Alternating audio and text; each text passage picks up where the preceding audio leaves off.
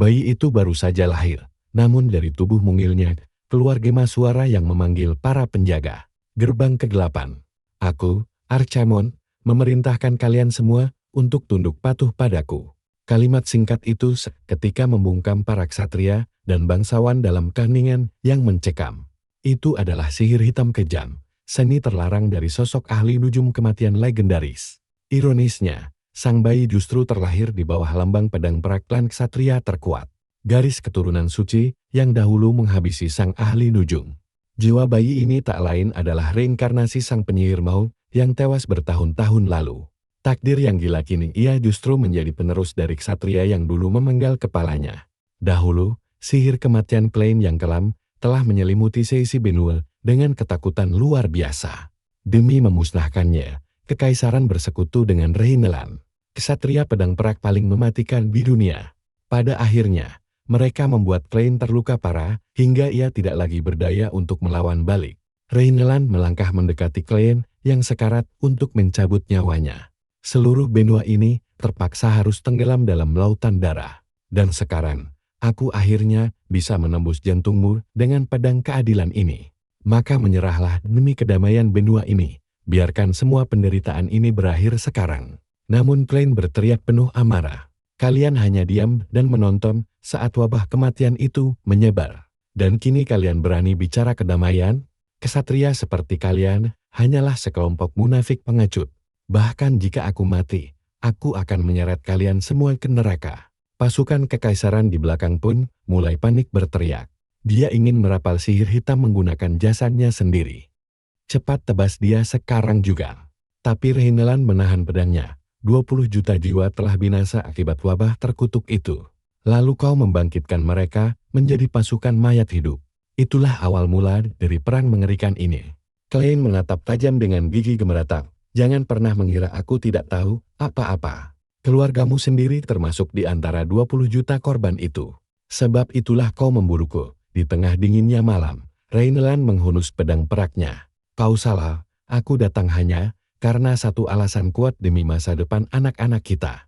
Aku ingin mewariskan pilihan, keyakinan, serta harapan terbaik ini bagi anak-anak masa depan. Demi generasi berikutnya, dan juga keturunanku yang akan datang.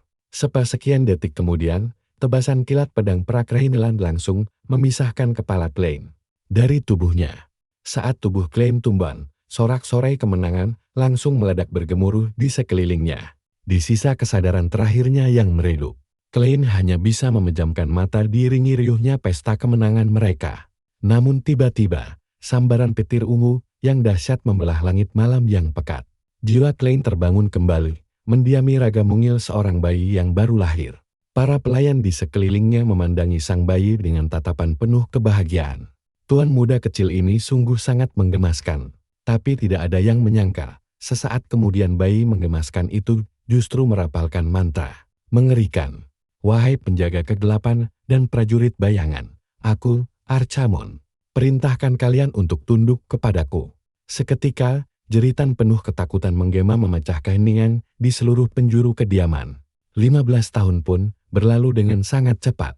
Pagi itu, baru saja Klein melangkah keluar gerbang kastil. Seorang pria bertubuh kekar langsung menyiramnya dengan sember air dingin. Pria itu terus bergumam ketakutan, "Enyahlah kau, roh jahat. Tatapan matamu barusan sangat mirip dengan Archamon, sang ahli nujum kematian itu." Rupanya dia adalah pendeta Carisan dari Ordo Suci. Klein menoleh menatapnya dengan wajah sangat lelah. Kau selalu melakukan ritual pembersihan konyol ini selama bertahun-tahun. Apakah kau tidak bosan? Tanya Klein, namun Carisan menjawab dengan ekspresi sangat serius. Ini bukan kekonyolan, Tuan Muda. Sisa jiwa ke-8 Archamon di tubuhmu harus rutin disucikan. Klein hanya menatap pasrah sang pendeta, yang fisiknya lebih mirip petarung jalanan ketimbang orang suci. Perlahan mendekat ke arahnya, membuat mereka refleks mundur ketakutan. Dasar kau orang gila, menjauh dariku sekarang juga.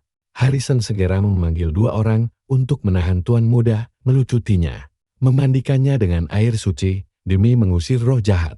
Klein sama sekali tidak pernah menyangka takdir hidupnya akan menjadi begini. Seingatnya, kepalanya memang benar-benar telah dipenggal tanpa ampun pada hari itu. Namun saat dia kembali membuka mata, dia malah terlahir kembali menjadi seorang bayi. Sialnya, kata pertama yang diteriakkannya saat lahir adalah mantra sihir hitam milik Archamon. Akibatnya, dia dianggap sebagai roh jahat dan dikurung di dalam biara selama 7 tahun penuh. Hingga akhirnya dia bertemu pendeta Kerisan dari Ordo Suci. Di sanalah siksaan aslinya baru dimulai. Charison pernah berdiri di hadapannya dan terus berdoa selama 24 jam non-stop. Dia bahkan mencoba menyucikannya menggunakan air suci beku yang dicampur bawang putih. Yang paling parah, dia bahkan tega menyiksanya dengan menggunakan api membara. Itu sama sekali bukan ritual penyucian, itu murni sebuah metode siksaan sadis. Klein disiksa begitu kejamnya hingga dia merasa hampir kehilangan kemanusiaannya sendiri. Saat Kleinnya berhasil menyeret dirinya kembali ke kamar, pelayannya, Iring, masih khusyuk berdoa. Semoga Tuan Muda Klein kita bisa hidup layak sebagai keturunan pahlawan dan tumbuh dengan sehat. Klein tidak bisa menahannya lagi. Dia langsung merenggut topi di kepalanya dan melemparkannya dengan kasar. Ayaring menatap topi malang itu dengan penuh penyesalan. Topi itu buatan tangannya sendiri. Seketika Klein merasa bersalah. Bagaimanapun, itu adalah hadiah yang tulus. Apakah tindakannya tadi sudah kelewat batas? Lalu ucapan Iring terputus oleh kedatangan pendeta Charison yang tiba-tiba sudah berada di dalam kamar. Tuan Muda Klein, saya menghabiskan seminggu penuh membuat topi itu. Dan Anda terus memakainya selama ini. Saya sangat berterima kasih. Tanpa sepatah kata pun, Klein merobek-robek topi itu berkeping-keping tepat di depan wajahnya. Saat-saat itu juga, Satria Dunel masuk perlahan. Pendeta Charison, ritual pemurniannya telah selesai. Rumor bahwa Tuan Muda Klein adalah titisan Archamon sudah berembus selama 10 tahun. Pihak Ordo sendiri sudah lama menyimpulkan bahwa tidak ada keanehan apapun pada dirinya.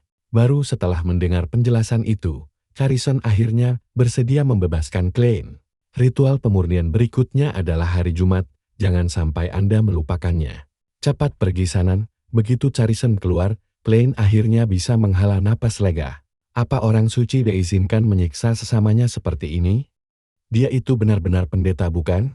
Semenjak terlahir kembali, Klein terus-menerus dipaksa menjalani pembaptisan gereja tanpa akhir. Dia bahkan sama sekali belum mendapat kesempatan untuk melakukan ritual evolusi tubuhnya. Sejak pertama kali dilahirkan ke dunia, dia harus hidup di bawah pengawasan ketat. Akibat rumor bahwa dia adalah monster Archamon. Dia menghabiskan 7 tahun masa kecilnya dikurung di biara. Dan saat akhirnya dia bisa pulang ke rumah Adipati, dia malah berakhir disiksa oleh pendeta kejam semacam itu. Dunel menjelaskan, Tuan Muda, biar penampilannya begitu, dia adalah seorang eksekutor dari Ordo. Hanya para ksatria terkuat di dalam Ordo tersebut yang berhak menyandang gelar itu. Selain Adipati ketujuh keluarga kita, tidak ada yang bisa mengalahkannya. Karena Adipati ketujuh adalah ksatria terkuat saat ini. Klein hanya menjawab dengan nada sangat datar. Ksatria terkuat adalah Adipati pertama. Saat mengatakannya, tatapan dinginnya langsung tertuju pada lukisan potret di depannya. Siapa sangka, 200 tahun telah berlalu sejak kematian Klein. Dan kini dia malah terlahir kembali sebagai keturunan dari pria yang dulu membunuhnya. Sayangnya, keluarga Rheinland saat ini sudah mulai diincar oleh faksi keluarga cabang mereka. Persis seperti sekawanan serigala lapar. Mereka hanya menunggu kesempatan untuk mencabik-cabik keluarga utama kami dan melahap sisa-sisanya. Dan hari ini adalah saat di mana keluarga cabang itu berkumpul di kediaman Lan. Saat aku melangkah masuk ke aula, tatapan anggota muda dari keluarga cabang langsung tertuju padaku. Di atas kertas, mereka adalah sepupuku. Namun nyatanya, mereka adalah musuh yang harus terus diwaspadai keluarga Lan. Keluarga-keluarga cabang ini tidak lagi menaruh rasa hormat pada keluarga utama Lan. Karena situasi ini terus berlanjut selama beberapa generasi, kekuatan keluarga Lan pun terus merosot. Fakta bahwa mereka berani terang-terangan mengejekku, sang pewarisa, tepat di tengah aula ini, sudah menjelaskan semuanya. Keluarga Lan kini hanya memiliki satu harapan tersisa. Sosok itu adalah kakak tiri laki-lakiku, Delia, putra sulung keluarga Lan. Sejak kecil, Delia memang dianugerahi bakat pedang yang luar biasa. Berkat dia, keluarga Lan masih sanggup mempertahankan reputasi mereka sebagai klan pengguna pedang yang sangat terpandang. Dia juga satu-satunya generasi muda yang mampu menguasai jurus pedang meteor milik Adipati pertama. Usai menumbangkan lawannya di arena, Delia langsung berjalan mantap menghampiriku. Klein, kau datang. Tiba-tiba, Adipati ketujuh, Han, juga ikut berjalan mendekat. Melihat kehadirannya, Delia dengan cepat maju untuk memberi penghormatan. Han menatapnya tajam seraya berkata, seorang ksatria keluarga Lan harus selalu menjadi yang terbaik di kekaisaran. Itulah wasiat dan ajaran terakhir yang diwariskan oleh Adipati pertama. Kau mungkin sudah hebat, tapi kau harus terus melangkah menuju puncak itu. Delia langsung menundukkan kepalanya, menerima petua itu dengan takzim. Lalu Han melangkah ke arahku dan menepuk kepalaku dengan lembut. Aku tidak bisa merasakan mana sedikit pun di tubuhmu, bisik-bisik langsung terdengar dari sekitar. Siapa sangka adik dari Tuan Muda Sulung sama sekali tidak memiliki mana. Bukankah dia hanya sampah tidak berguna? Ditambah lagi dia selalu meracau sejak kecil. Namun anehnya, suara Han terdengar begitu lembut, tidak apa-apa. Masih banyak jalan untuk hidup selain harus menggenggam sebilah pedang. Saat aku mendengarkan rentetan hina di sekelilingku, tidak ada sedikit pun amarah yang tampak di wajahku. Namun dalam lubuk hatiku yang dingin, aku membatin. Rainelan, kau dulu bilang bertarung demi masa depan anak-anak. Apakah sampah-sampah tidak berguna ini yang membuatmu tega membunuhku demi menyelamatkan mereka?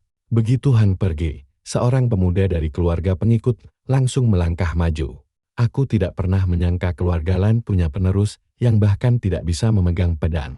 Orang cacat seperti dirimu hanyalah sampah yang membuang-buang makanan. Apa hakmu untuk berdiri di atas kami? Rasanya aku ingin sekali menebasnya saat itu juga. Namun dengan banyaknya mata yang mengawasi, aku terpaksa menahannya dulu. Melihat ini, Dunkel bergegas pasang badan di depanku. Cukup, Dalton. Jika kau masih berani menghina tuan muda kami, keluarga lain tidak akan tinggal diam begitu saja. Dalton pun mendengus kesan dan pergi. Beruntung sekali kau, pengecut yang bersembunyi di balik Satria Pelindung. Setelah Dalton pergi, aku akhirnya angkat bicara Duno. Apa kau punya pedang cadangan? Usai menerima pedang itu, aku perlahan berjalan menuju area yang lapang. Duno merasa bingung, namun di balik itu, dia merasa iba padaku. Tuan muda jelas tidak bisa menerima penghinaan sekejam itu. Namun sayangnya, segalanya sudah terlambat. Tubuh Tuan muda Klein ini sama sekali tidak memiliki mana. Dan seseorang yang tidak bisa menggunakan mana ditakdirkan mustahil menjadi ksatria hebat. Tapi aku sama sekali tidak peduli. Aku justru terus memutar kembali gerakan pedang meteor milik Delia tadi berulang kali di dalam pikiranku. Saat dia menyaksikannya tadi, ada sesuatu yang terasa ganjil. Dia mampu melihat jalur teknik itu dengan sangat jelas, bahkan aliran mana di dalamnya. Detik berikutnya, Klein mencengkeram gagang pedang di tangannya, lalu mengayunkannya lurus ke depan. Dengan retakan menggelegar bagai petir, batu raksasa di hadapannya terbelah oleh satu tebasan tajam. Dunia yang bahkan belum berjalan jauh, langsung membeku karena sangat terkejut. Tuan muda, Anda baru saja mempraktikkan teknik pedang meteor. Bahkan Klein sendiri terpaku melihat tebasan itu, padahal baru sekali melihat orang lain memakainya. Namun, entah bagaimana dia bisa menirunya dengan sempurna. Kini dia meminta Duno meminta merahasiakannya. Lagi pula, dia masih harus menghadapi ritual eksorsisme palsu dari pendeta gila itu. Keesokan harinya, Carisan datang membawa air suci dan melakukan ritual eksorsisme penuh pada Klein. Tepat ketika ritual eksorsisme itu berakhir, Duno melangkah masuk ke ruangan. Tuan muda Dalton mengirimkan sebuah surat undangan untuk Anda. Dialah orang yang sempat bersitegang dengan Anda pada pertemuan kemarin. Dia mengaku ingin meminta maaf atas apa yang telah terjadi. Klein menatap undangan itu dan sadar bahwa permintaan maaf Dalton pasti menyimpan niat tersembunyi. Acara berburu? Tampaknya dia butuh alasan kuat untuk memancingku keluar kastel. Meski begitu, Klein tidak punya alasan untuk menolaknya. Lagi pula, dia ingin menemui Dalton langsung setelah menyaksikan kehebatan teknik pedang Delia kemarin. Klein memutar ulang ingatan pertarungan itu dalam benaknya hingga menyadari sesuatu yang aneh. Dia mampu meniru teknik apapun dengan sempurna, hanya dengan sekali melihatnya. Misteri ini belum terjawab. Namun saat ini, Klein benar-benar memiliki bakat mengerikan itu. Dari sudut bayangan, Pendeta Carisun perlahan berjalan, mendekat lalu menatap tajam mereka. Kalian akan pergi berburu.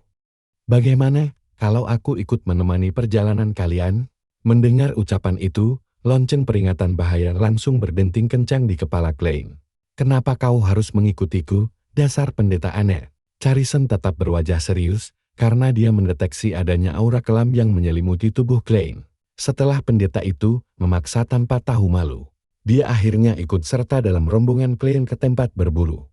Tak lama kemudian, mereka tiba di kediaman mewah keluarga cabang Tonwall. Bahkan Klein tertegun melihat pemandangan megah di hadapannya. Ini hanyalah kediaman cabang, namun istananya jauh lebih mewah dibanding milik keluarga Adipati.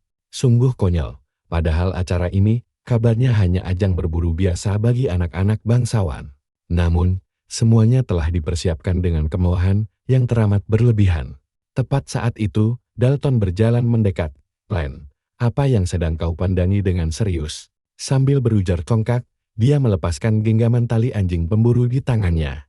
Seketika, beberapa anjing kelaparan menerjang ke arah Klein sementara Dalton menyeringai puas. Aku menyebar makanan di bukit. Penciuman anjing kelaparan 100.000 kali lebih tajam dari manusia biasa. Begitu mencium aromanya, mereka akan berlarian ke sana kemari demi mengejar makanan. Tepat di depan semua orang, dia justru menarik busur panah dari punggungnya. Dia memanah anjing itu satu persatu, lalu menyeringai puas. Klein, apa kau takut? Dengan langkah angkur, dia menghampiri Irene. Jadi, ini pelayan manis yang kau bawa. Dia sangat manis. Kemarilah, aku akan menunjukkan permainan yang sangat menyenangkan. Begitu melihat hal itu, Klein melangkah maju dan mencengkeram pergelangan tangan Dalton. Jauhkan tangan kotormu darinya, sebelum aku mematahkannya menjadi kepingan tak berguna.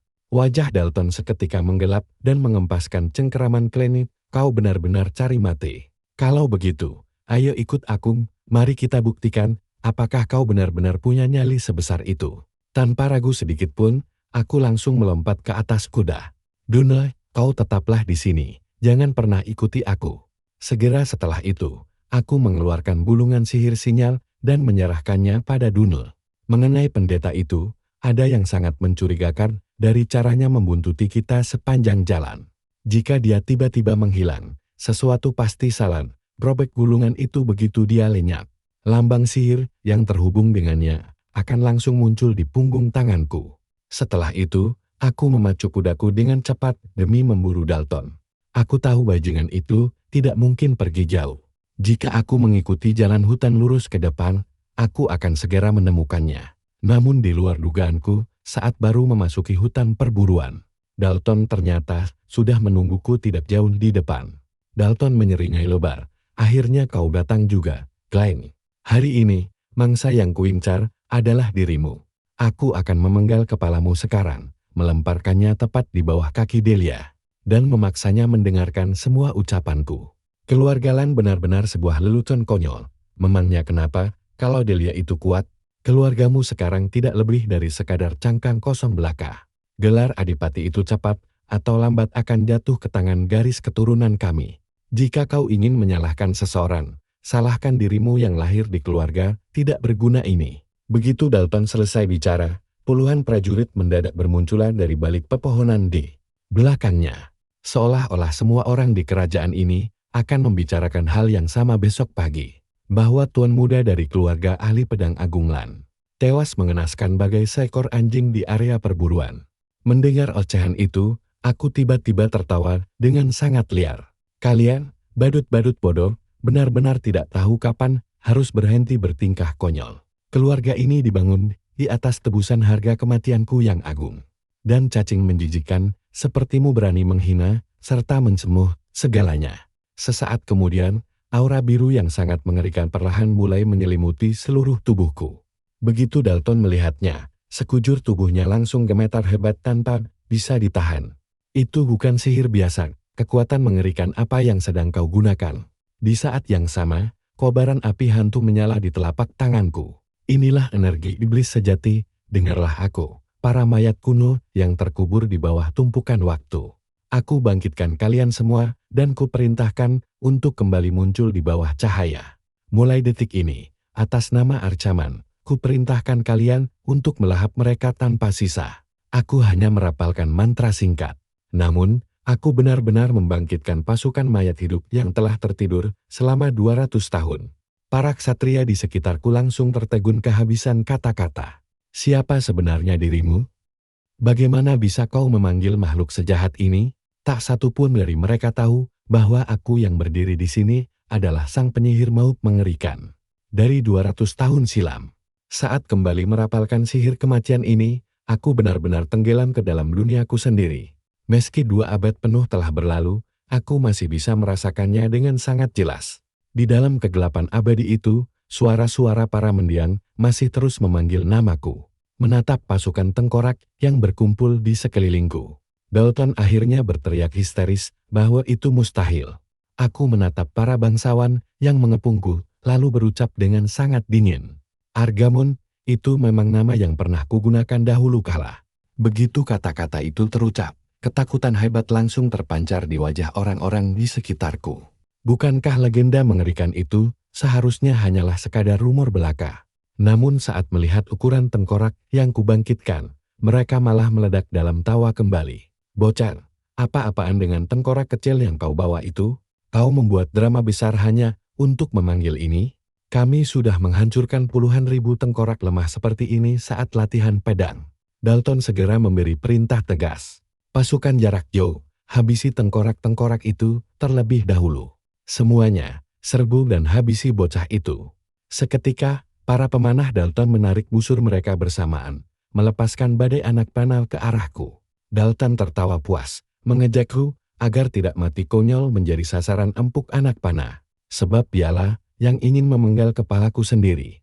Namun dia terkejut setengah mata saat hujan panah itu mendarat. Barisan prajurit tengkorakku bangkit membentuk dinding pertahanan yang sangat kokoh, menghalau seluruh serangan tanpa celah. Aku hanya bergumam tenang. 200 tahun memang waktu yang lama hingga kalian tidak mengenali lagi rupa pasukan ini. Monster-monsterku tidak selemah dugaan kalian. Formasi pertahanan pertama, aktif. Lepaskan, seluruh unit bersiap maju, Rinalan. 200 tahun lalu kau membunuhku demi masa depan keturunanmu. Sekarang, saksikan aku menghancurkan mereka dengan tanganku sendiri. Dalam sekejap, ribuan prajurit tengkorak menerjang ke arah pasukan Dalton. Melihat itu, kepanikan Dalton pun akhirnya pecah. Para tengkorak itu berlari bahkan sebelum mereka sempat bereaksi. Legiun kematianku merangsek masuk ke tengah barisan, lalu mulai membantai mereka. Dengan ketenangan yang sedingin es, aku terus memerintah. Unit busur silang kedua, kepung mereka kunci target, bersiap tembak. Seketika, badai anak panah melesat dari segala penjuru, menutup rapat semua jalan keluar mereka. Sama sekali tanpa persiapan, para prajurit itu bertumbangan dihabisi legiun mayat hidupku. Dalton gemetar menyaksikan pembantaian di depannya, menganggap semua ini sangat mustahil. Ini bukan monster yang biasa dia kenal. Di titik ini, hanya masalah waktu sebelum pasukannya habis tersapu. Yang lebih mengerikan, bahkan saat kepala mereka terpenggal, monster-monster itu tetap mengayunkan senjata dan terus menyerang. Melihat kekacauan di depanku, aku sengaja meluangkan waktu untuk menjelaskan kebenaran pada mereka. Bukankah sudah kukatakan? Pasukan undead milikku ini jauh berbeda. Meskipun kepala mereka terputus, mereka hanya tinggal menyatukannya kembali. Itulah alasan mengapa aku mampu menyapu bersih sisi benua bersama legiun kematianku dahulu kala. Makhluk ciptaan sihir terlarangku tidak akan hancur semudah itu. Dan setiap dari mereka mematuhi semua perintahku secara mutlak. Mereka bahkan mengerti formasi taktis. Baiklah, penjelasannya cukup sampai di sini. Mari kita lanjutkan.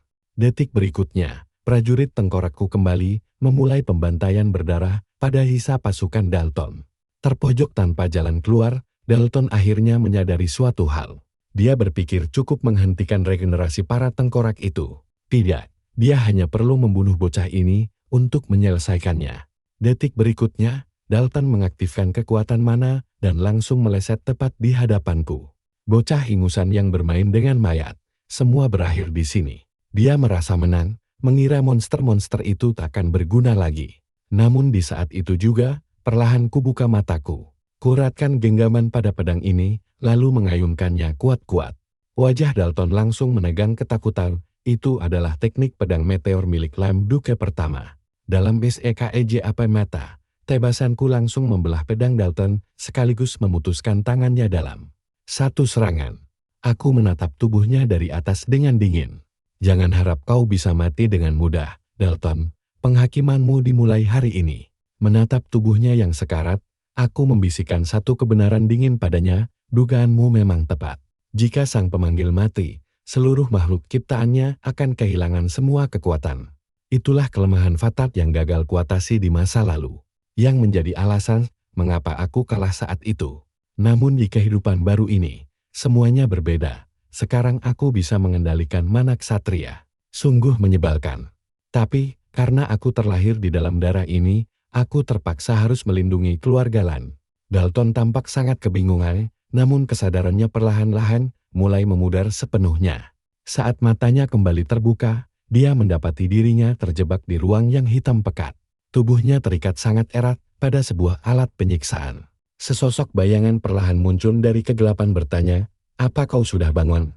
Inilah tempat berkumpulnya jiwa-jiwa yang telah melampaui dunia orang hidup. Neraka yang kuciptakan dengan tanganku sendiri, aku, Archamon, sang nekromancer agung. Dalton, saat kau hidup, kau menyiksa anjing pemburu dan membiarkan mereka kelaparan. Kau selalu menjadikan berburu sebagai alasan untuk menyiksa makhluk-makhluk tak bersalah. Dalton Meron, jika kau ingin membual, setidaknya buatlah omong kosongmu terdengar masuk akal. Neraka, memangnya kau pikir kau siapa? Namun, seketika dia teringat apa yang sebenarnya terjadi. Aku jelas-jelas ditebas oleh pedang Drain, jadi kenapa tubuhku baik-baik saja? Suara dari kegelapan itu menyahut dingin, karena kau sudah mati, Dalton. Aku hanya mengembalikan karma buruk atas seluruh perbuatanmu selama hidup. Itulah alasan utama aku menciptakan tempat ini. Kini, waktunya telah tiba. Kau harus menebus semua dosamu. Seketika, kawanan anjing ganas, tak terhitung jumlahnya bangkit dari kegelapan. Rasakan ini. Dengarlah jeritan kematian dari makhluk-makhluk malang yang pernah kau bantai tanpa ampun. Sementara itu, Pendeta Charison dikenal sebagai eksekutor terkuat di Istana Kepausan. Sebagai ujung tombak tempur terhebat gereja suci, hanya dia yang mampu mengendalikan relik peninggalan legendaris dari Santo. Gail kabarnya, setiap relik tersebut menyimpan kedahsyatan yang setara dengan kekuatan satu benteng. Dan sekarang, menghadapi kawanan mayat hidup itu, Charison membantai mereka dengan sangat mudah. Saat monster-monster itu terus merangsek maju, Harrison menggumam dengan nada bicaranya yang kasar. Hanya dengan sekali hantaman, dia menghancurkan kepala sesosok mayat hidup. Tak butuh waktu lama, seluruh monster di sekelilingnya telah musnah tak tersisa. Necromancer yang mengendalikan mayat-mayat itu gemetar menyaksikan pemandangan mengerikan ini. Benar-benar gila. Mengapa eksekutor gereja ada di sini? Dan kekuatan mengerikan, apa sebenarnya yang mengalir darinya? Sambil menggenggam sebuah kitab suci, Harrison perlahan melangkah mendekati sang necromancer. Melihat itu, sang necromancer langsung berbalik arah untuk kabur. Namun dia baru melangkah 2 kali. Tiba-tiba tangan kokoh Harrison mencengkeramnya erat. "Apa kau pikir kau bisa pergi begitu saja?" Cengkeraman Harrison semakin menguat, membuat wajah sang musuh berkerut menahan kesakitan. "Doaku masih belum selesai diucapkan.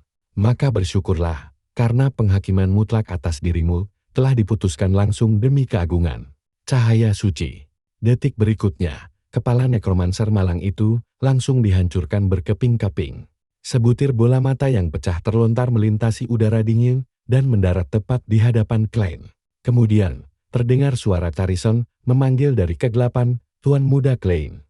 Klein merasakan aura intimidasi yang sangat menyesakan.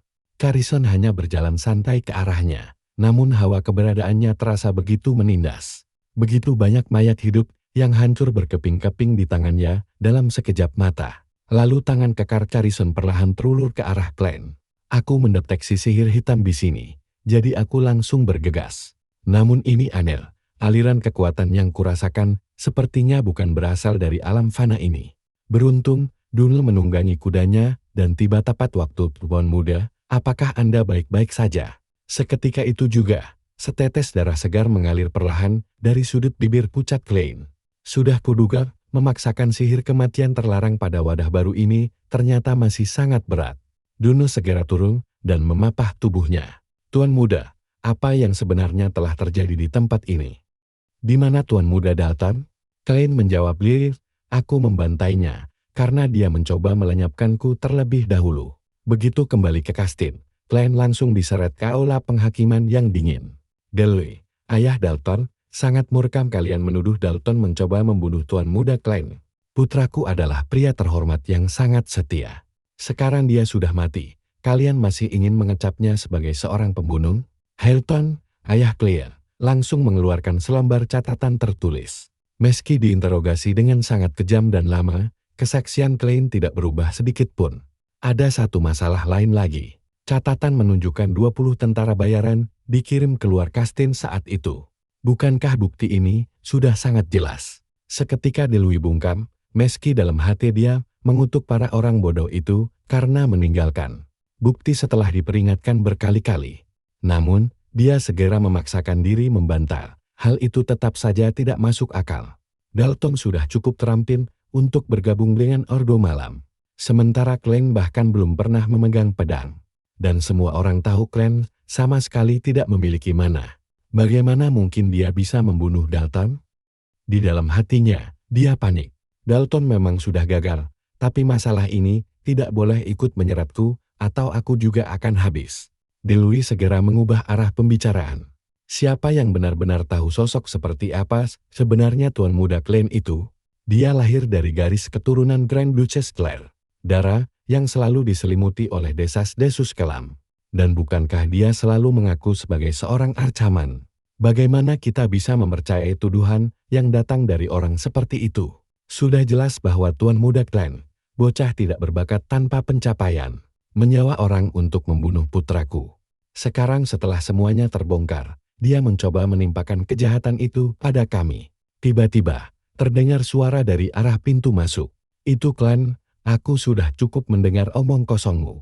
Dia menyewa orang untuk membunuhku, dan aku hanya bertindak untuk membela diri. Saat itu, sosok misterius membangkitkan mereka menjadi mayat hidup. Dan pendeta Carisan datang tepat waktu menyelamatkanku. Hilton langsung berdiri tegak, itu bohong. Klein berbalik untuk menatap ayahnya. Tapi bagian tentang diriku, yang seorang arcaman itu nyata, bukan? Hilton seketika terdiam 1000 bahasa, namun di dalam hati Klein, sebuah sumpah telah terukir. Sejak saat dia menghabisi Dalton, dia bersumpah akan membangun kembali keluarga ini dengan tangannya sendiri. Ini adalah keluarga yang didirikan di atas tebusan kematiannya. Dia tidak akan membiarkan siapapun menodainya lagi. Sasaran pertama yang akan dia bereskan adalah para bajingan dari keluarga cabang yang berani mengusiknya. Tepat saat itu, seseorang masuk ke aula, maafkan saya semuanya, saya terlambat. Leia, sang komandan Ksatria Tombak Biru, telah tiba. Klein menyipitkan matanya sedikit, merasa agak penasaran. Untuk apa Leia datang kemari? Seseorang dari kursi penghakiman mulai angkat bicara. Nona Leia, masalah ini sama sekali tidak ada hubungannya dengan keluarga Foy. Benarkah? Sahut Hilton dengan cepat, aku yang memintanya untuk datang. Dalton pernah mengabdi di bawah komando pasukannya. Jadi dia berhak untuk ikut serta dalam penghakiman ini. Setelah masuk, Leia langsung menatap Klein. Jika tidak keberatan, aku ingin bicara berdua saja dengan Tuan Muda Klein. Saat mereka berdua tiba di sudut yang sepi, Leia mendadak menyudutkan Klein ke dinding. Bolehkah aku memeriksa tubuhmu? Dia bahkan melontarkan candaan, jika kau memang sehebat itu, aku tidak keberatan memberikan ciuman pertamaku padamu. Leia dikenal di seluruh kalangan bangsawan utara sebagai sosok yang sangat pantang untuk diusik. Dia pernah menumpas para monster sendirian di dalam hutan barat dan memusnahkan mereka tanpa bantuan siapapun. Bagi wanita sekejam dirinya, mendadak mengatakan hal seperti itu membuat Klein pun merasakan hawa dingin yang menusuk. Apa sebenarnya yang sedang wanita ini rencanakan dariku? Sama sekali mengabaikan reaksiku, Leia langsung menarik tanganku untuk memeriksa telapaknya. Sangat halus dan mulus, tanpa ada satupun bekas luka. Melihat tangan ini saja, aku tahu kau tidak pernah serius berlatih pedang. Namun, justru itulah yang terasa sangat aneh. Bagaimana bisa bocah sepertimu mengalahkan ksatria resmi sekelas Dalton dan 20 tentara bayaran? Apa kau memakai kekuatan lain? Aku langsung menepis tangan Leia menjauh. Sungguh tidak kusangka kau menanyakan hal itu. Apa setelah ini, kau akan bertanya, apakah aku ini Archamon? Wanita ini sangat berbahaya, rasa ingin tahunya bukan sekadar kebetulan. Sorot matanya jelas sedang menguji reaksiku. Dia tidak hanya menunggu sebuah jawaban. Dia mengincar celah kelemahanku, keheningan sedikit saja bisa dianggap sebagai sebuah pengakuan. Jika begitu, aku harus menjawabnya langsung dengan keyakinan yang mutlak. Kutatap mata Lia dalam-dalam. Lalu, bagaimana jika aku memang Archamon? Mendengar itu, Lia justru tertawa terbahak-bahak. Bagaimana mungkin bocah sekecil dirimu adalah dia? Tubuhmu terlalu pendek, sama sekali tidak mirip. Proporsi badanmu juga sangat kacau. Suaramu sama sekali tidak cocok, dan perawakanmu juga sangat jauh berbeda. Singkatnya, kau hanyalah seorang anak kecil, bukan ksatria. Apalagi sang Archamon legendaris. Jika bocah lemah sepertimu benar-benar bisa mengalahkan seorang ksatria, aku rela menyerahkan ciuman pertamaku padamu. Kata-katanya yang begitu meremehkan membuatku terbungkam seketika. Sampai-sampai aku tidak bisa membalas argumennya. Kenapa juga dia harus menyerang harga diriku secara langsung seperti itu? Lagi pula, apa gunanya hal konyol seperti ciuman pertama bagi rencana besarku? Apakah ini semacam taktik politik yang licik? Ataukah dia sedang mencoba menyuapku dengan cara aneh? Tak lama kemudian, kami berdua kembali menginjakan kaki di aula pengadilan. Begitu aku melangkah masuk, langsung kuhunjamkan sebilah pedang panjang ke lantai batu dingin. Dalui, berhentilah membual sekarang. Mari kita selesaikan perselisihan ini dengan cara utara melalui duel pengadilan. Orang-orang di sekeliling langsung terperangah ketakutan. Apa katamu? Duel pengadilan untuk membuktikan kebenaran. Itu adalah metode hukum kuno wilayah utara ketika sebuah kasus terlalu rumit untuk diadili secara biasa. Kedua pihak bebas membuktikan kebenaran lewat pertempuran mati-matian tanpa batasan senjata ataupun teknik. Hasil pertarungan berdarah itu akan langsung menentukan vonis akhir yang mutlak. Delui pun berdiri dengan wajah sangat terkejut. Duel pengadilan. Aku menatapnya penuh kebencian yang dingin. Sudah ada bukti konkret yang menunjukkan bahwa putramu mencoba membunuhku terlebih dahulu. Namun, kau masih saja bersikeras melimpahkan semua kesalahan itu kepadaku. Dan yang paling fatal, di tengah semua ini, kau bahkan berani menghina mendiang ibuku. Tentukan pilihanmu sekarang, Count Deloy, apakah kau berniat membuat seluruh ruangan ini menunggu? Kerumunan bangsawan di sekitar langsung riuh, berbisik begitu mendengar tantangan duel berdarah tersebut. Bagaimanapun juga, metode pengadilan kuno yang kejam ini sudah sangat lama tidak pernah dilakukan. Melihat itu, Helton akhirnya angkat bicara. Jika ini memang tradisi turun-temurun sejak generasi pertama, maka kita tidak boleh mengabaikannya. Sang Duki ketujuh dari garis keturunan Lan itu pun menjamin bahwa dual mode ini akan menentukan segalanya, dan semua bukti sebelumnya dinyatakan tidak berlaku. Dewi mulai memutar otak dengan cepat. Berpikir jika seluruh bukti itu benar-benar dibatalkan, maka situasi mengerikan ini justru menjadi kesempatan emas untuknya. Kudengar kau sama sekali tidak memiliki mana, Tuan Muda. Meskipun begitu, aku berniat mengirim ksatria tangguh lain untuk bertarung menggantikanku nanti. Aku tidak gentar sedikit pun, silakan saja. Saksikan baik-baik bagaimana caraku menghabisi Dalton nanti. Kedua belah pihak segera mencapai kesepakatan mutlak. Pertarungan maut akan digelar dalam 4 hari. Saat itu, aku sudah merencanakan langkah selanjutnya. Aku tidak menaikkan taruhan ini tanpa rencana licik. Ini barulah awal. Delui hanyalah sebuah batu pijakan kecil. Klan akan membuat keluarga cabang itu menyaksikan sendiri siapa penguasa yang sesungguhnya. Rencana klan sangatlah mutlak meruntuhkan dan merombak total seluruh struktur keluarga ini. Begitu klan kembali ke kastil, kakak laki-lakinya, Dilia, langsung berlari menghampirinya. Sidang lewat duel pertarungan, apa kamu sudah gila, Klan? Kamu bisa saja mati di sana. Menghadapi kekhawatiran kakaknya, Klan hanya bisa menghela napas pasrah. Aku tahu persis apa yang kulakukan. Lagi pula, ayah juga sudah menyetujuinya kan? Namun Delia keras kepala dan mengabaikannya. Duel perwakilan itu sah secara hukum, biar aku yang bertarung menggantikanmu. Tidak peduli sekeras apa keluarga cabang itu menggonggong. Keluarga penguasa tanah akan tetap memimpin utara. Klan menyela dengan dingin. Hanya ada satu alasan untuk itu. Kita memiliki ayah, sang ksatria terkuat. dan kakak adalah pewaris tunggalnya. Namun sekarang kakak malah ingin turun bertarung demi menggantikanku. Sadarlah, Kat itu hanya akan memberi mereka celah resmi untuk menghabisi pewaris sah keluarga kita. Delia mengepalkan tangannya kuat-kuat. Saat kamu lahir dulu, aku sangat bahagia hingga rasanya ingin melompat. Aku langsung berlari demi melihat bayimu. Pertama kali aku melihat wajahmu, rasanya seperti sedang menatap sesosok malaikat suci. Aku tidak pernah peduli, kita lahir dari ibu berbeda. Tapi kemudian, kamu diasingkan ke kuil selama 7 tahun penuh. Dan sekarang setelah kamu akhirnya pulang, kamu langsung menjerumuskan diri ke dalam duel maut ini. Sambil terus berbicara, air mata Delia mulai berlinang jatuh. Tepat saat itu, Dumel mendadak masuk di saat yang paling tidak tepat. Maaf mengganggu momen haru kalian. Namun, Delui rupanya sudah menentukan siapa ksatria perwakilannya.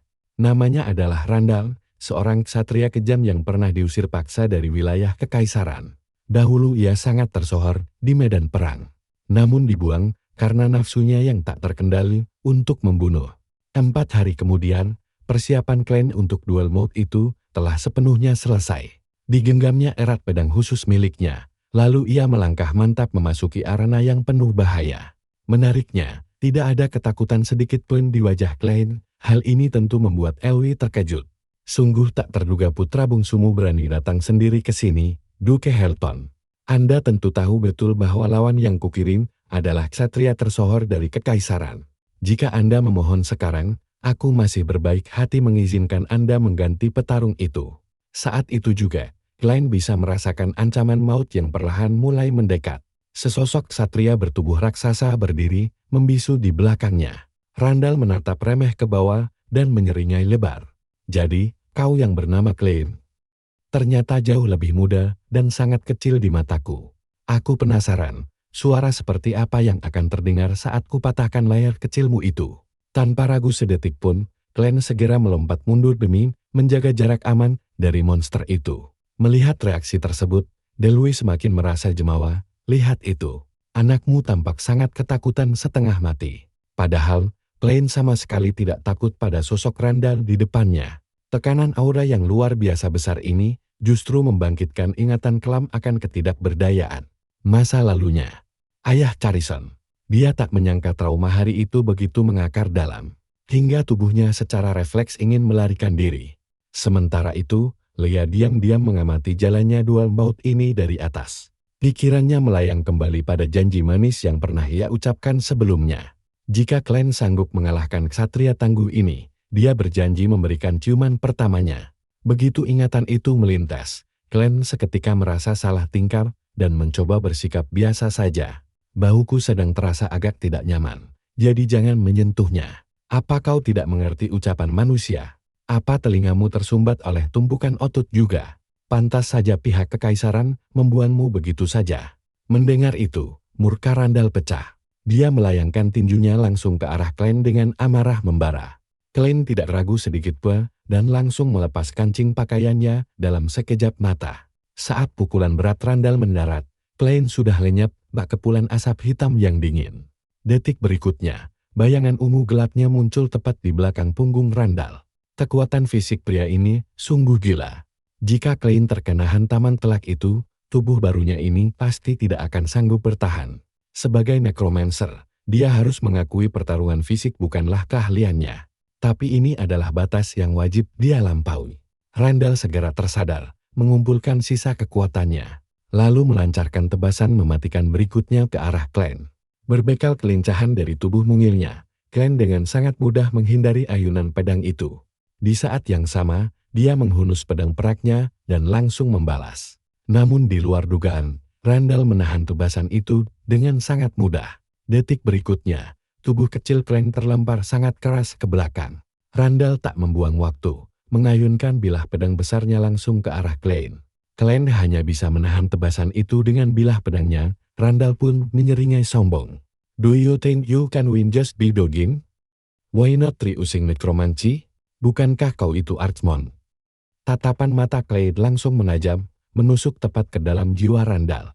Jadi, apa kau memang ingin mati di tangan sihir kegelapanku? Seketika itu juga, Randall gemetar ketakutan hingga melangkah mundur ke belakang. Aura dingin apa tadi? Kenapa bocah sekecil itu bisa memancarkan kegelapan yang begitu pekat? Klein kembali menyeimbangkan pijakannya, mencengkeram gagang pedang peraknya erat-erat.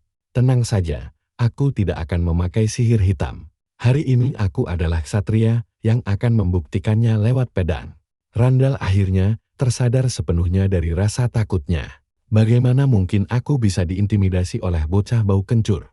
Itu pasti hanya ilusi semata. Anak haram ini bahkan tidak memiliki setetes pun energi mana di tubuhnya. Senjata terkuat seorang ksatria kekaisaran adalah manipulasi mana, dan bocah tak berguna ini sama sekali tidak memilikinya. Seketika itu juga, gelombang mana yang sangat pekat meledak dari dalam tubuh Randall. Dia menerjang ke arah Klein bagai binatang buas. Hanya dengan tekanan mengerikan itu saja, dia seharusnya bisa menghancurkan tubuh mungil si bocah. Namun Klein melompat ringan ke samping, menghindari terkaman maut itu. Sekali lagi, aku bisa membaca tekniknya, bahkan aliran energi mananya terlihat sangat jelas bagiku. Seluruh lintasan ilmu pedangnya terpampang nyata tanpa ada rahasia. Gerakan lincah Klein membuat Randall murka. Dasar lalat pengganggu, kenapa kau terus berlarian ke sana kemari? Randall memusatkan seluruh sisa mana di tubuhnya, lalu menghantamkannya keras langsung ke tanah. Dalam sekejap, seluruh arena pertarungan itu tertutup oleh ledakan mana yang dahsyat. Namun saat badai debu mereda, sosok Klein sudah lenyap tanpa meninggalkan jejak. Tiba-tiba, Klein sudah berada tepat di belakang punggung Randall bak hantu. Dia menarik pedangnya, dan dalam sekelebat cahaya perak dingin, tebasannya menembus lurus tubuh Randall. Seluruh penonton langsung terperangap itu adalah teknik pedang meteor milik sang adipati pertama. Dari atas tribun, Leia menyaksikan kehebatan Klein hingga wajahnya merona merah karena kagum. Saat ini, sang nekromancer penguasa kegelapan yang dulu ditakuti seluruh benua, bertarung murni dengan sebilah pedang besi. Klein kini sanggup melayangkan teknik pedang legendaris meski fisiknya tidak memiliki setetes manapun. Dan rahasia di balik semua itu adalah warisan ilmu pedang turun-temurun dari keluarga ksatria Rhineland. Karena wilayah utara yang sangat membeku, gaya bertarung keluarga Rhineland memang diciptakan untuk meminimalkan penggunaan mana hingga batas paling efisien. Berbeda dengan teknik kekaisaran yang boros, yang menghamburkan mana dalam satu hentakan besar demi kekuatan kasar belaka. Namun, seni pedang keluarga Lan sebenarnya adalah tentang kendali. Itulah sebabnya aku, meski tanpa mana sedikit pun, tetap bisa menggunakannya. Kekuatannya memang jelas lebih lemah dibanding seni pedang ksatria biasa. Namun untuk menghadapi pria di depanku ini, itu sudah lebih dari cukup. Setelah terluka, amarah Randall meledak menjadi jauh lebih mengerikan.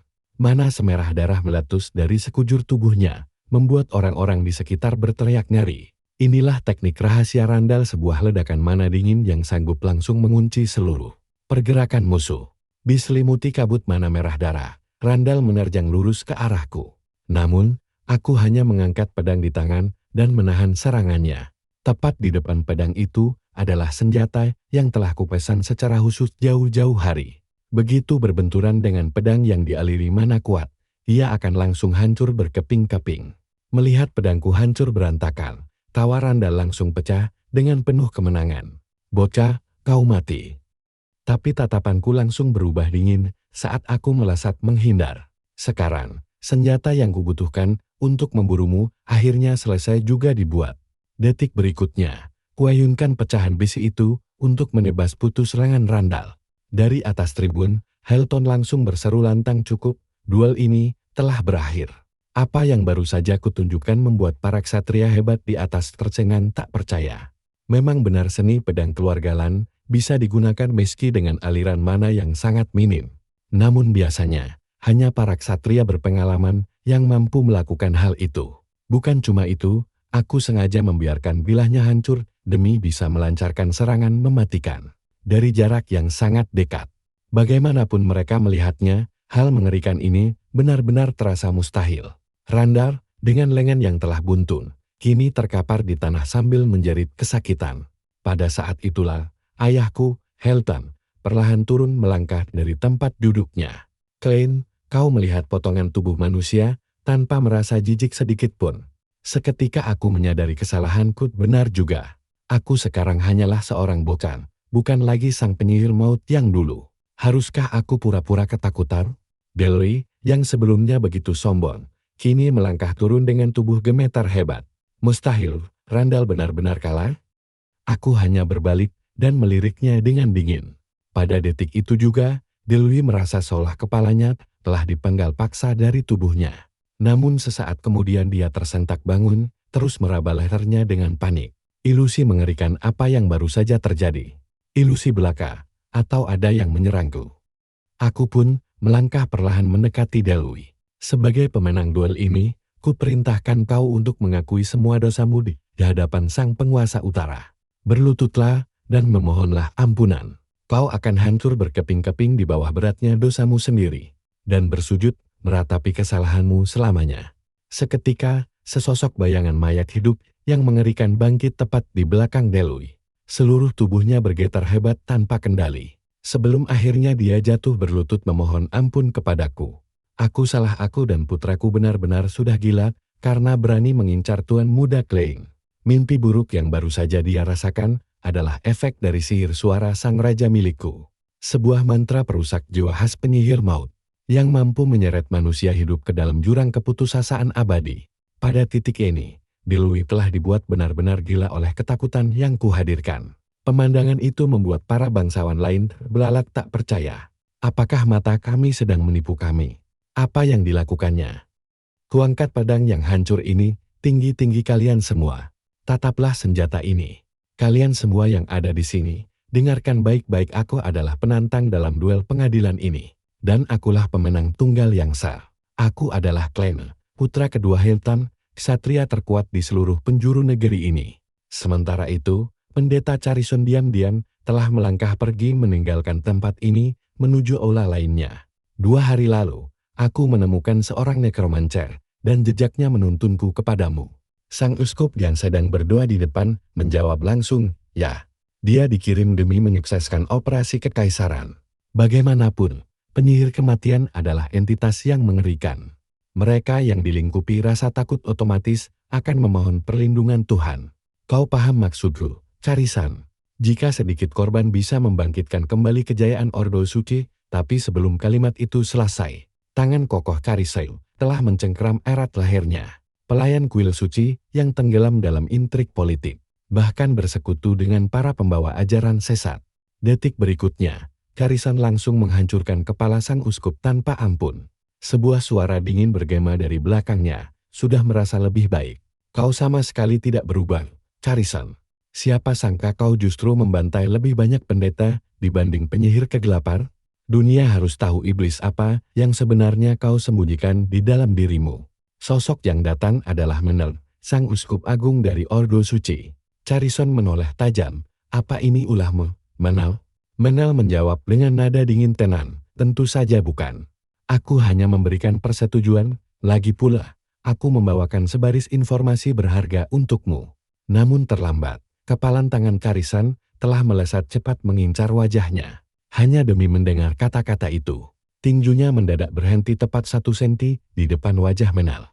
Menel melanjutkan bicaranya, ini tentang orang yang selama ini kau awasi. Sihir hitam selalu menyisakan residu saat dirapalkan. Dan salib ini masih menyimpan sisa aura gelap itu. Sisa energi dari penyihir yang kau bantai, sihir maut sendiri, punya banyak rupa. Pertama adalah pembangkitan mayat, yang mengendalikan jasad-jasad mati. Kekaisaran sedang gencar menelitinya, tapi target kita justru menggunakan manipulasi jiwa. Sebuah seni kuno yang paling mendekati akar murni sihir kematian. Kekuatan sedahsyat itu sudah lenyap dan tidak terlihat selama bertahun-tahun. Dengan kata lain, mangsa yang kau awasi, Klein, mungkin adalah penyihir maut yang asli. Klein masih berada di kediamannya, sibuk memeriksa tumpukan lembaran dokumen. 1 minggu telah berlalu sejak duel maut itu berakhir. Kala itu, Klein berhasil membungkam Randall menggunakan teknik pedang rahasia keluarga. Memamerkan taring kegelapannya di hadapan seluruh keluarga cabang. Dia sempat mengira bahwa setelah pertunjukan sehebat itu, keluarga besar ini setidaknya akan mulai mengakui keberadaannya. Namun, ada satu hal yang terlupakan. Di mata keluarga agung ini, tubuh barunya masih terlalu ganjil dan abnormal, membuat mereka bingung peran apa yang harus diberikan kepadanya. Kini, Klein hanya bisa terkurung di kamarnya dan terus membaca. Melihat kondisi fisiknya sekarang, dia memperkirakan hanya sanggup membangkitkan maksimal 11 tengkorak hidup. Sihir di dalam tubuhnya juga masih belum stabil. Sama sekali belum siap untuk menghadapi pertempuran panjang. Namun ancaman terbesarnya tetaplah pendeta sialan itu. Carison rupanya sudah mulai menaruh curiga. Mengingat obsesi gila pria itu untuk memusnahkan seluruh penyihir hitam. Klein merasa situasi ini sangat menyulitkan. Dia harus segera memutar otak demi menyembunyikan identitas aslinya. Tiba-tiba, ayah Klein melangkah masuk ke dalam kamarnya. Ini adalah laporan yang kami terima dari wilayah tambang. Kabarnya banyak monster mayat hidup berkeliaran di sana, bahkan sudah memakan korban jiwa. Seseorang harus menyelidikinya, dan aku menunjukmu untuk mengemban misi ini. Klein langsung mengangguk mantap, tidak masalah. Ayah sendiri tahu kemampuanku. Berkat kemenangan duel waktu itu, kekuatannya akhirnya mulai mendapat pengakuan dari sang ayah. Lagi pula, mayat hidup di tambang itu kemungkinan besar terhubung dengan sekutu penyihir kematian. Sebelumnya, dia harus turun langsung untuk memastikannya sendiri. Dan yang paling penting, di tempat terpencil itu, dia bisa menggunakan sihir kematian tanpa ragu. Namun tak disangka, misi tunggal yang dia bayangkan sirna. Karena sang ayah tetap mengirim kesatria Dunkel bersamanya. Menatap Klein yang kini tumbuh mandiri, Dunkel hanya bisa menghela napas panjang penuh haru. Tuan muda, saya benar-benar merasa tingkat kekuatan Anda berada jauh di atas anak-anak seusia Anda. Anda tidak memamerkan bakat luar biasa itu, bahkan telah banyak membantu kejayaan keluarga. Mengingat semua kejadian belakangan ini, saya curiga Anda adalah titisan iblis Archamon yang bangkit kembali. Klein seketika tampak pasrah. Tolong jangan katakan itu di hadapan pendeta, membuat Dun langsung tertawa terbahak-bahak seketika. Tentu saja tidak, Tuan muda, Anda bukanlah orang kejam seperti itu. Archamon adalah iblis yang mengubah puluhan juta jiwa menjadi prajurit mayat hidup. Namun begitu ucapan itu selesai, angin badai dahsyat tiba-tiba menyapu tempat tersebut. Jeritan panik menggema dari kejauhan. Di kota sebelah, mayat-mayat berjalan, tak terhitung jumlahnya mulai bermunculan. Penduduk kota lari ketakutan dikejar monster-monster itu, mencoba bertahan hidup dengan sisa tenaga. Tepat saat mereka hampir diterkam, sesosok bayangan melesat cepat dan langsung menebas habis monster-monster itu dalam sekejap. Sosok penolong itu adalah Dun, yang bergegas datang setelah mendengar kekacauan mengerikan tersebut. Klein mengikuti Dun memasuki kota, bersiap untuk menyelamatkan nyawa warga yang tersisa. Jangan khawatirkan aku, Dunul. Selamatkan warga sipil terlebih dahulu. Tak lama kemudian, amukan Dunul berhasil merubuhkan semua mayat hidup di sana. Barulah setelah itu, warga yang sempat kabur perlahan kembali memasuki kota. Terima kasih telah menolong kami. Bolehkah kami tahu asal Anda? Dunul pun segera memperkenalkan mereka. Ini adalah Tuan Muda Klein, putra kedua dari keluarga terhormat Lan. Namun sekarang, aku lebih peduli kapan situasi mengerikan ini mulai terjadi. Klein menatap tubuh-tubuh mati di sekelilingnya dan langsung bisa menarik kesimpulan pasti. Ini adalah sihir kebangkitan terlarang. Digunakan untuk membangkitkan dan sepenuhnya mengendalikan jasad mati. Metode ini sama persis dengan yang digunakan oleh orang yang menyerangku di hutan. Seorang warga melangkah maju. Ini semua dimulai sejak 2 bulan lalu. Awalnya, orang-orang hanya menghilang satu persatu secara misterius. Namun saat kembali, mereka sudah berubah menjadi monster mengerikan seperti ini. Tanpa diduga, warga lain berlari mendekati Klein. Anda berasal dari keluarga Lan? Kami sudah memohon bantuan kepada Tuan Tanah selama 2 bulan penuh, tapi tetap tidak ada jawaban. Dan setelah akhirnya berdiri di sini, Anda malah bertanya apa yang terjadi. Pernahkah Anda berpikir bahwa beberapa orang yang Anda tebas barusan adalah anggota keluarga tercinta kami? Mereka bekerja siang malam di tambang Anda, kini malah menjadi monster menjijikkan seperti ini. Kenapa kami harus menderita seperti ini? Klein hanya menatap tajam ke arahnya. Diam, suaramu terlalu berisik. Bukan aku yang mengubah warga kalian menjadi monster menjijikkan ini. Jika kau hanya ingin meluapkan amarah, cari orang yang sebenarnya bertanggung jawab atas semua ini. Dan jangan pernah lupa, kami baru saja menyelamatkan nyawamu. Duno bergegas maju menahan emosi warga tersebut. Tuan muda, jangan cemas, biar saya yang tangani. Namun Klein seolah tidak mendengar, dan mulai merapalkan mantra kuno secara perlahan di dekatnya. Mayat yang baru saja ditebas tiba-tiba mulai bergerak kembali dari tanah. Saat aliran mana Klen menyebar, semua orang sadar bahwa bukan mayat itu yang bergerak. Itu adalah jiwa-jiwa yang terperangkap di dalam jasad mate yang dibebaskan. Perlahan, pemandangan magis itu membuat seluruh penduduk di sana langsung membeku. Sihir apa itu? Mungkinkah itu adalah resonansi jiwa? Kabarnya, sihir seperti itu pernah muncul saat wabah besar di utara 200 tahun yang lalu. Sihir itu dia gunakan demi membebaskan jiwa-jiwa yang malang. Begitu mereka terbebas, Klein langsung melangkah menuju tambang yang gelap gulita. Namun tiba-tiba, Dunlo menghunuskan pedang peraknya tepat di belakangnya. Katakan padaku yang sejujurnya, siapa kau sebenarnya? Meski bilah tajam Dunlo sudah menempel di leher Klein, batin ksatria itu masih dilingkupi keraguan yang begitu besar. Tuan muda hari ini benar-benar terasa berbeda dari biasanya. Dengan kekuatan mengerikan tadi, apakah dia benar-benar Archamon? Atau hanya seorang penyihir hitam yang mengendalikan kematian? Klein sama sekali tidak gentar. Dia hanya berbisik dingin. Siapa diriku sebenarnya tidaklah penting bagi kita. Tapi, aku hanya ingin menanyakan satu hal padamu. Apakah kau masih ingat dengan sumpah pertama yang diucapkan oleh Duk pertama kita? Dunlo sempat terdiam sejenak sebelum akhirnya mulai menjawab. Tindakan kitalah yang menentukan siapa diri kita, bukan takdir kelahiran kita.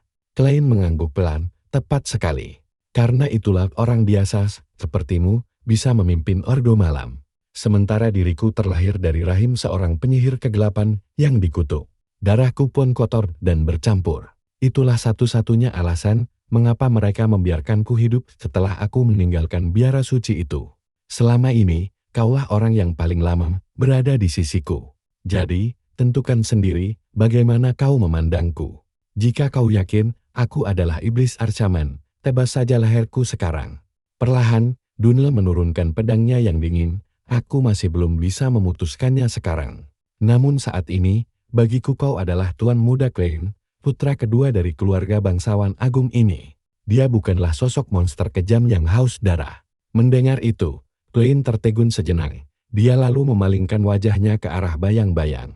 Simpan ucapan manismu itu, ayo cepat jalan.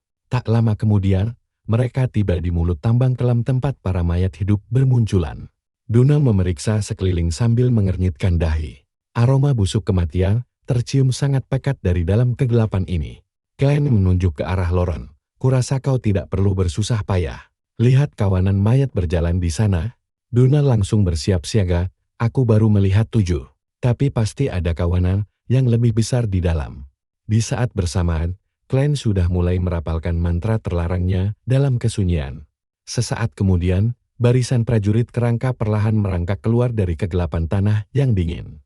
Pemandangan mengerikan itu membuat Dunlo terpaku saking terkejutnya. Sampai-sampai dia kehilangan kata-kata. Namun, Klein sama sekali tidak memedulikan keterkejutan rekannya itu. Hanya dengan satu gerakan tangan, para prajurit kerangka itu langsung menyerbu ke depan. Prajurit kegelapan yang tangguh itu membantai kawanan mayat berjalan dengan sangat mudah. Kekuatan mereka begitu mutlak hingga Dunlo nyaris tidak bisa mempercayai apa yang sedang disaksikannya. Tengkorak sekuat ini, yang bertarung layaknya ksatria terlatih, ternyata benar-benar nyata. Di bawah amukan para prajurit tengkorak, seluruh mayat yang menghalangi jalan pun segera hancur lebur.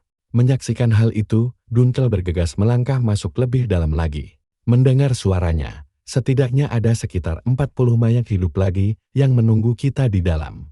Kita harus waspada. Namun saat dia menoleh, Klein ternyata sudah kembali membisikkan mantra kematian.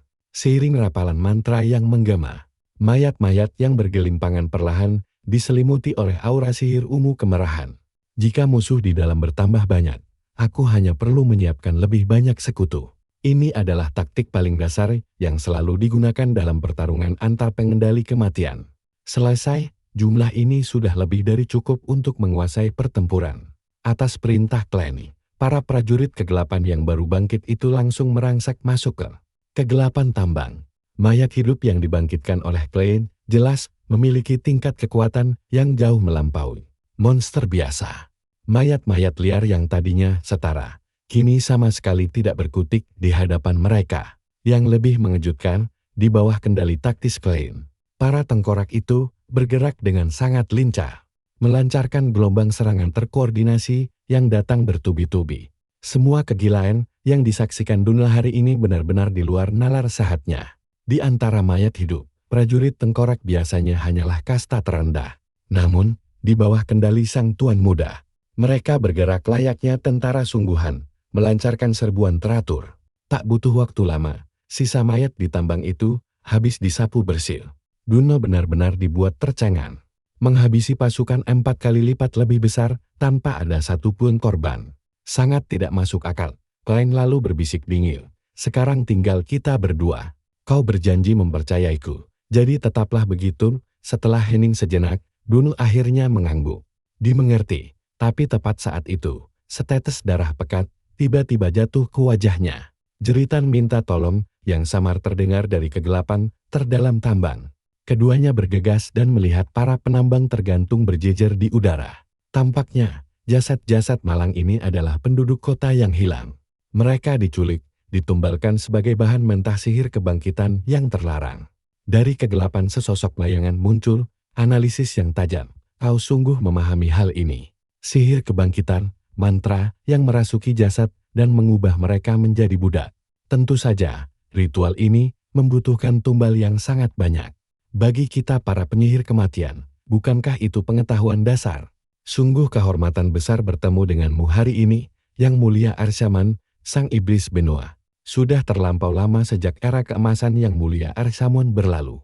Namaku Elpai, seorang penyihir kematian. Dunel menatap tajam ke arahnya. Namun Klein menyadari sekilas, jubah wanita itu telah dialiri energi sihir. Dunel sempat ragu sejenak sebelum akhirnya menghunuskan pedang peraknya. Dia yang berdiri di sisiku adalah tuan muda Klein dari keluarga ksatria. Jangan sebut dia dengan nama menjijikan seperti Archtoman. Klein sebenarnya ingin menyangkal kata-kata itu, namun untuk sesaat dia kehilangan kata-kata. Ampai hanya tersenyum licik. Aku hanya berniat sedikit menggoda tuan muda. Tak kusangka reaksimu seheboh ini. Tentu saja, aku telah mendengar desas-desusnya. Namun, setelah merasakan hawa sihir yang kau lepaskan hari ini, aku yakin kau adalah seorang penyihir kematian. Dunel langsung memotong. Hentikan omong kosongmu, jawab pertanyaanku. Apa yang telah kau lakukan pada mereka? Dan siapa yang memerintahkanmu? Namun Elpai terus bergumam sendiri. Penyihir kematian sejati tak butuh perantara, kami menguasai jiwa, mengendalikan hidup dan mati. Penduduk yang tergantung di atas mereka tiba-tiba diselimuti kabut hitam pekat. Gumpalan kabut gelap muncul di tengah-tengah, perlahan menyeret tubuh mereka menyatu. Hari ini, akan kutunjukkan padamu wujud penyihir kematian yang sesungguhnya. Inilah mahakarya agung yang kuciptakan sepanjang hidupku. Sesaat kemudian, sebuah cakar raksasa mencuat dari kepulan asap mistis. Perlahan monster itu keluar dari kegelapan. Melihatnya, Dunel membeku seketika. Makhluk apa itu? Bahkan di medan perang sekalipun, aku tak pernah melihatnya. Monster mengerikan apa yang telah diciptakan wanita ini? Tiba-tiba makhluk itu menerjang maju. Dunel langsung menarik Klein, tuan muda lari. Namun Klein malah menghempaskannya. Detik berikutnya, Klein terlempar jauh akibat hantaman brutal dari sang monster. Belum puas menghempaskan Klein, monster itu terus merangsak maju mengejarnya. Tepat dia ADAPN Klein, ia mengangkat kaki besarnya hendak menginjaknya. Tiba-tiba, tebasan pedang perak berkilat cepat, menyayat telapak kaki raksasa itu. Dunel akhirnya sadar dari keterkejutannya dan langsung bertindak. Dia berteriak dengan lantang, jangan pernah berani menyentuh tuan muda. Hanya dengan satu tebasan kuat, setengah kaki monster itu langsung terpotong. Elpai justru mulai bertepuk tangan atas serangan luar biasa itu. Sayangnya, tebasan sekuat itu takkan bisa meninggalkan luka nyata pada monster ciptaannya. Potongan kaki yang baru saja terputus itu perlahan mulai menyatu kembali. Tanpa jeda sedikit pun, monster itu kembali menerjang lurus ke arah Dunel. Dunel menatap tajam ke arah monster itu dan berdiri kokoh di depanku. Padahal baru saja, aku rela mempertaruhkan nyawaku hanya demi menyelamatkan dirinya. Dan ketika mengingat bagaimana dia sempat mencurigaiku sebagai argaman, dia benar-benar tidak bisa memaafkan dirinya sendiri. Seketika itu juga, dia terus memutari si monster, menebas dagingnya berkali-kali tanpa ampun. Tak peduli seberapa mahal harga yang harus dia bayar hari ini. Dia bersumpah harus melindungi diriku yang begitu memercayainya. Teknik pedang Duncal memang luar biasa. Namun, kecepatan regenerasi monster itu jauh lebih tidak masuk akal. Semua luka robek yang baru saja dibuatnya langsung menutup kembali dalam sekejap mata. Melihat situasi itu, Duncal hanya bisa melompat tinggi mengincar kepala si monster. Di mana letak kelemahannya? Satu-satunya bagian yang belum sempat dia tebas hanyalah tengkoraknya. Namun saat melayang di udara, Duncal justru kehilangan keuntungan terbesarnya, yaitu kelincahan gerak. Monster itu memanfaatkan celah tersebut, lalu menghempaskannya pergi dengan satu hantaman brutal. Duncal terpental sangat keras dan langsung menabrak dinding akibat hempasan kekuatan mengerikan itu. Dia langsung pingsan di tempat kejadian. Melihat monster ciptaannya menunjukkan kekuatan sedahsyat itu, Alpai tampak begitu mabuk oleh rasa puas. Obsesinya pada sihir kematian mendorongnya melakukan eksperimen tanpa henti hingga melahirkan monster mengerikan ini. Di matanya, inilah satu-satunya sihir nekromansi sejati yang benar-benar murni menjadi miliknya. Seketika itu juga, dia tertawa histeris dan berseru, "Inilah nekromansi ciptaanku. Bakatku telah melampaui Argaman." Namun tepat saat itu, suaraku tiba-tiba terdengar menginterupsi. Penyatuan titik intent, itulah kunci utama dalam merakit monster bermata satu milikmu. Sedangkan bagian keduanya adalah sistem jahitan intinya. Dengan kata lain, simpul magis yang memaksa tumpukan mayat itu tetap menyatu. Itulah mengapa meskipun anggota tubuhnya terpotong, mereka bisa tumbuh kembali dengan mudah. Simpul itu juga sumber energi regenerasinya, jadi melenyapkan monster ini sebenarnya sangat sepele. Aku hanya perlu menghancurkan titik intinya saja, tapi di manakah titik inti itu berada? Titik vital itu tidak menetap di satu posisi karena perannya terlalu krusial. Kau merancangnya agar bergerak bebas di dalam tubuhnya. Alpai tertawa, membenarkan dugaanku. Titik itu terus berpindah konstan, jadi bagaimana caramu menemukannya? Lebih baik menyerahlah saja. Ini adalah mahakarya yang kubangun seumur hidupku untuk menandingi kejeniusan mutlak sepertiku. Semua perlawananmu sia-sia. Tepat setelah itu, monster bermata satu itu kembali menerjang ke arahku. Aku menyahut dengan dingin, "Jenius. Aku sudah melihat terlalu banyak orang jenius, dan tak satu pun dari mereka bertahan sampai akhir." Saat berikutnya, aku mengayunkan pedang. Begitu kilatan bilah pedangku menebas, inti kuning itu langsung hancur berkeping-keping bersamaan dengan terpenggalnya kepala Alpai. Semuanya terjadi begitu cepat, hingga kepalanya sudah tertebas lepas sebelum dia sempat bereaksi apa-apa.